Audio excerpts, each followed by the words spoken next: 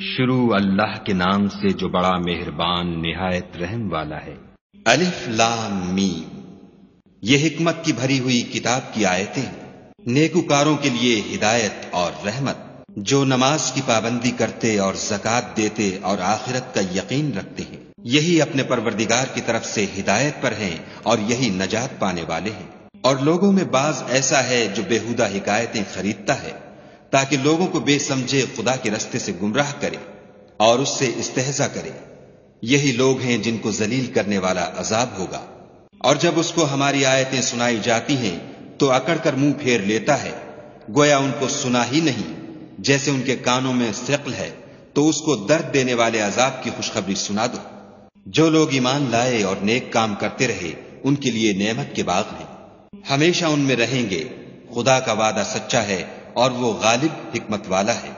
اسی نے آسمانوں کو ستونوں کے بغیر پیدا کیا جیسا کہ تم دیکھتے ہو، اور زمین پر پہاڑ بنا کر رکھ دیے تاکہ تم کو ہلا ہلا نہ دے، اور اس میں ہر طرح کے جانور پھیلا دیے۔ اور ہم ہی نے آسمان سے پانی نازل کیا، پھر اس میں ہر قسم کی نفیس چیزیں اگائیں۔ یہ تو خدا کی پیدائش ہے، تو مجھے دکھاؤ کہ خدا کے سوا جو لوگ ہیں انہوں نے کیا پیدا کیا ہے۔ حقیقت یہ ہے کہ یہ ظالم صریح گمراہی میں ہیں۔ اور ہم نے لقمان کو دانائی بخشی کہ خدا کا شکر کرو، اور جو شخص شکر کرتا ہے تو اپنے ہی فائدے کے لیے شکر کرتا ہے، اور جو ناشکری کرتا ہے تو خدا بھی بے پرواہ اور سزاوار حمد و ثنا ہے۔ اور اس وقت کو یاد کرو جب لقمان نے اپنے بیٹے کو نصیحت کرتے ہوئے کہا کہ بیٹا، خدا کے ساتھ شرک نہ کرنا، شرک تو بڑا بھاری ظلم ہے۔ اور ہم نے انسان کو، جسے اس کی ماں تکلیف پر تکلیف سہ کر پیٹ میں اٹھائے رکھتی ہے، پھر اس کو دودھ پلاتی ہے، اور آخر کار 2 برس میں اس کا دودھ چھڑانا ہوتا ہے، اپنے نیز اس کے ماں باپ کے بارے میں تاکید کی ہے کہ میرا بھی شکر کرتا رہے، اور اپنے ماں باپ کا بھی کہ تم کو میری ہی طرف لوٹ کر آنا ہے۔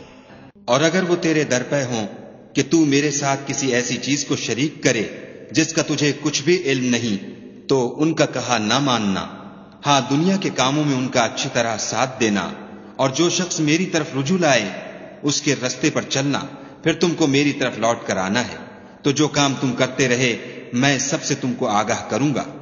لقمان نے یہ بھی کہا کہ بیٹا، اگر کوئی عمل بالفرض رائی کے دانے کے برابر بھی چھوٹا ہو، اور ہو بھی کسی پتھر کے اندر یا آسمانوں میں مخفی ہو یا زمین میں، خدا اس کو قیامت کے دن لاموجود کرے گا۔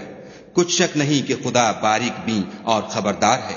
بیٹا، نماز کی پابندی رکھنا اور لوگوں کو اچھے کاموں کے کرنے کا امر اور بری باتوں سے منع کرتے رہنا، اور جو مصیبت تجھ پر واقع ہو اس پر صبر کرنا، بے شک یہ بڑی ہمت کے کام ہے۔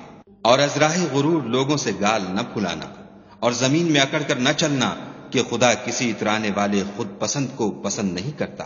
اور اپنی چال میں اعتدال کیے رہنا، اور بولتے وقت آواز نیچی رکھنا، کیونکہ اونچی آواز گدھوں کی سی ہے، اور کچھ شک نہیں کہ سب سے بری آواز گدھوں کی ہے۔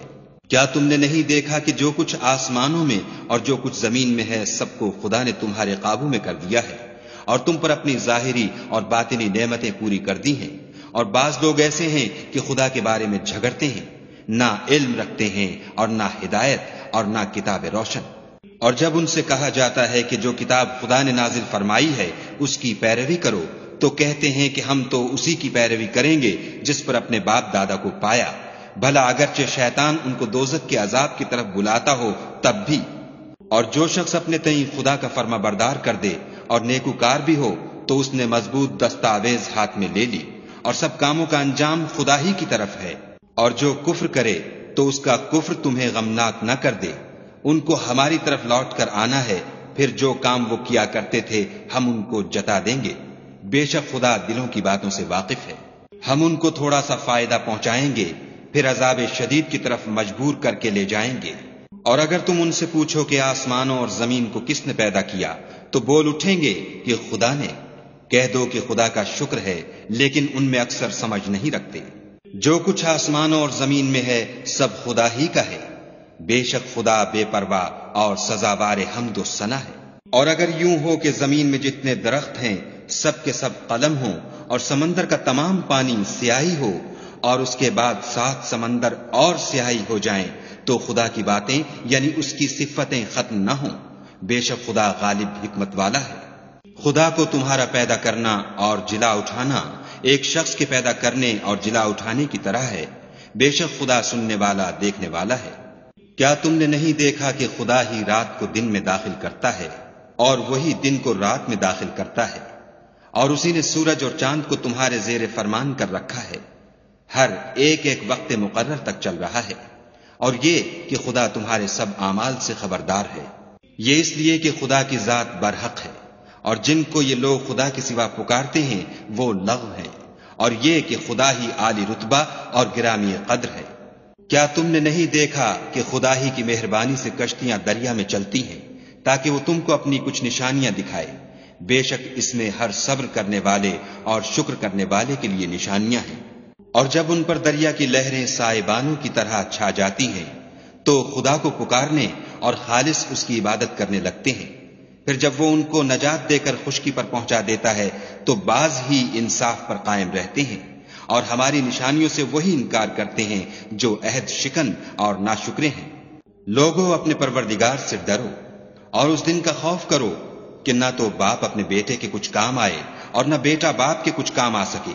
بے شک خدا کا وعدہ سچا ہے۔